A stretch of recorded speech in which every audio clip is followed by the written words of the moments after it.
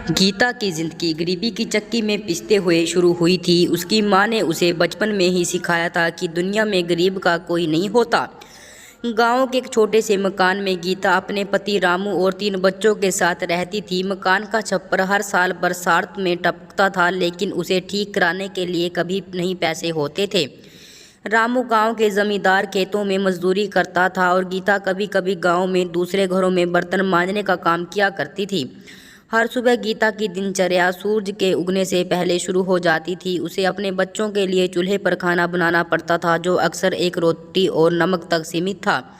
उसके बड़े बेटे मोहन की आंखों में पढ़ाई का सपना था, लेकिन उसे पता था कि किताबों और स्कूल की फीस जुटाना उसके बस की बात नहीं। गीता ने भी उसे कई बार समझाने की कोशिश की। उसे ज़्यादा उम्मीद नहीं रखनी चाहिए, लेकिन माँ होने के नाते उसके दिल में किसी कोने में कसक थी कि काश वह अपने बेटे के सपने को पूरा कर पाती। रामू दिन भर रात खेतों में मेहनत करता, लेकिन उसकी मेहनत के बदले उसे जो मजदूरी मिलती वह परिवार का पेट भरने के लिए काफ़ी नहीं थी। कई बार गीता और रामू दोनों भूखे पेट सो जाते ताकि उनके बच्चे कम से कम भूखे ना रहें। गांव के लोग अमीर और गरीब के बीच खाई को और भी गहरा बना देते हैं।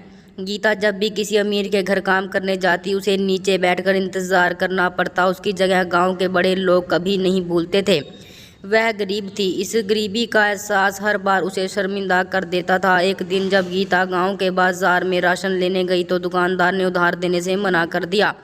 उसके पास एक फूटी कौड़ी भी नहीं थी, घर में खाने को कुछ नहीं था। वह दुकानदार के सामने हाथ जोड़कर खड़ी रही, लेकिन दुकानदार ने उसकी मदद करने से साफ इनकार कर दिया। उस समय गीता को लगा कि जैसे उसकी गरीबी उसकी पहचान बन चुकी है, जिसे वह चाहकर भी मिटा नहीं सकती। ऐसे होता है गरीबों के साथ। वहीं गांव में कुछ परिवार ऐसे थे जिनके पास खेत, ज़मीन, दौलत की कोई कमी नहीं थी। गीता जब भी उन परिवारों को देखती, उसके मन में कई सवाल उठते। क्या इंसान की काबिलियत केवल उसके पैसे से तय की होती है, या गरीबों का कोई सपना नहीं होता? क्या गरीबी एक ऐसा श्राप है जिसे कभी छुटकारा नहीं मिल सकता? ऐसे सवाल उसके मन में चल जाते। वक्त बीतता गया और गीता के जीवन में संघर्ष कम नहीं हुए। उनके छोटे बेटे की तबीयत अचानक बिगड़ गई और उसे डॉक्टर ने शहर के बड़े अस्पताल में ले जाने की सलाह दी, लेकिन इतने पैसे कहाँ थे? गीता ने सारी जमा पूंजी जुटाई। रामू ने जमींदार से कर्ज लिया। वे अपने बेटे को शहर ले गए। अस्पताल में घंटों इंतजार के बाद डॉक्टर ने बताया कि इलाज के लिए काफ़ी पैसे लगेंगे। गीता के पास रोने के अलावा कोई चारा नहीं था। उसने हर संभव कोशिश की, लेकिन गरीबी ने उसे एक बार फिर से बेबस कर दिया। समय के साथ गीता ने एक अच्छी तरह से समझ ली थी कि गरीबी केवल पैसे की कमी नहीं होती, यह सम्मान और आत्मसम्मान की भी कमी हो जाती है। गांव में उसे तब गरीब गीता के नाम से ही जाना जानने लगा। कई बार वह सोचती, अगर उसके पास पैसे होते तो क्या उसकी ज़िंदगी ऐसी होती? क्या उसकी परेशानियों का अंत हो जाता? वह सोचती रहती है। फिर एक दिन गांव में एक बड़ा आयोजन हुआ। गांव के प्रधान ने घोषणा की कि वह गरीबों की मदद के लिए कुछ योजनाएं शुरू करेगा। गीता को लगा कि शायद अब उसकी परेशानियां खत्म हो जाएंगी, लेकिन जब वह प्रधान के पास मदद मांगने गई तो उसे पता चला कि वह योजना सिर्फ दिखावा थी। असल में प्रधान ने अपने चहेतों को ही सारा लाभ बांट दिया था। गीता के हिस्से में तो फिर से निराशा आ गई। उम्र के साथ गीता की हिम्मत भी टूटने लगी।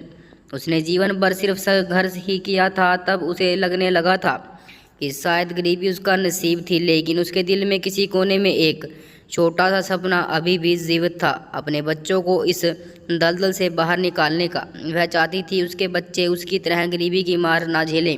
उसके दिमाग में यही चल रहा था कि अब मैं अपने बच्चे को कैसे ठीक करूं। गीता ने ठान लिया कि चाहे जो हो जाए वह अपने बच्चे को पढ़ाएगी। उसने एक बार फिर से गांव के अमीरों के घर में काम करना शुरू किया। अपनी हर बचत को बच्चों की पढ़ाई में लगाया। मोहन भी अब बड़ा हो गया था। वह अपनी माँ की हालत को समझने लगा। उसने पढ़ाई में मेहनत करनी शुरू कर दी। वर्षों के संघर्ष के बाद मोहन ने एक सरकारी परीक्षा पास की। उसे शहर के में एक नौकरी मिल गई। उस दिन गीता की आंखों में पहली बार खुशी के आंसू आए थे।